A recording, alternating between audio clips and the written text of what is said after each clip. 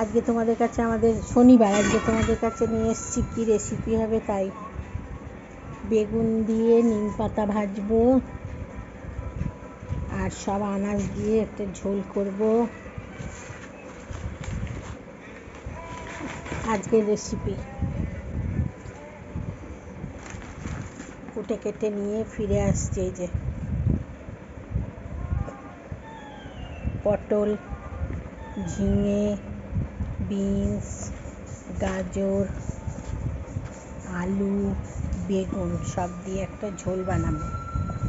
আর নিম পাতা পেরেছি গাছ থেকে, নিম পাতা দিয়ে নিম বেগুন করবো। তোমরা সঙ্গে থেকেও কোথাও যেও না, কুটে কেটে রেডি হয়ে ফিরে আসছি। হাই বন্ধুরা, আনাজ কোটা হয়ে গেছে, নিম বেগুন কুটে নিয়েছি, এবার সবজি বানাবো, তখন তোমাদেরকে দেখাবো, সঙ্গে থেকো। হাই বন্ধুরা, এই যে কড়া বসিয়েছি, দেবো সর্ষের তেল দিয়ে, এতে নিম বেগুনটা ভাজবো।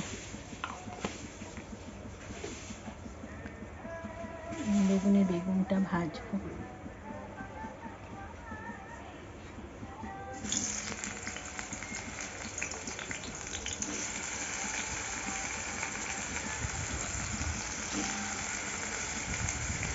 বেগুনটা ভেজে নিয়ে ফিরে আসছি, তোমরা সঙ্গে থেকো।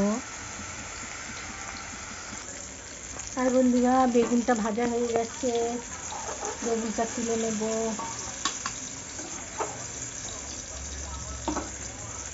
এর মধ্যে তেল আছে, এর মধ্যে নিম পাতাটা দিয়ে দেবো। নিম পাতাটা ভাজা হোক, ফিরে আসছি।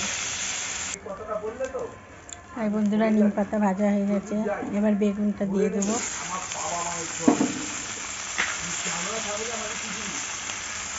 নুন দিয়ে দিলাম,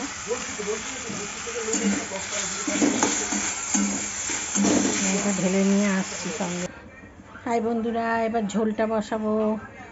কড়াই তেল দিচ্ছি,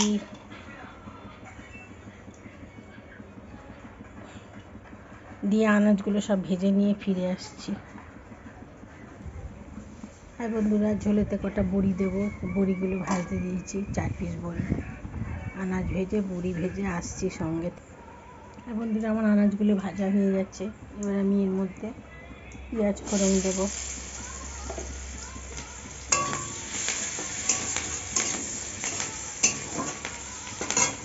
ঝিঙেটার বেগুনটা ভাজিনি, এখন দেবো। ঝিঙেটার বেগুনটা তেলের মধ্যে দিয়ে দেবো, ভেজে নিয়ে ফিরে আসছি। হ্যাঁ বন্ধুরা, ভাজা হয়ে গেছে, এবার এই মশলাটা দেবো। এর মধ্যে আছে হলুদ, লঙ্কার গুঁড়ো, জিরের গুঁড়ো, ধনের গুঁড়ো, লবণ দিয়ে দেবো এর মধ্যে।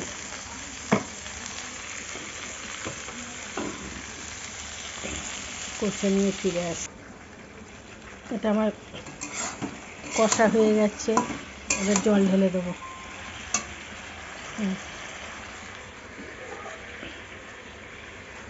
জল ঢেলে দেবো, হয়ে গেলে ফিরে আসছি, সঙ্গে থেকো।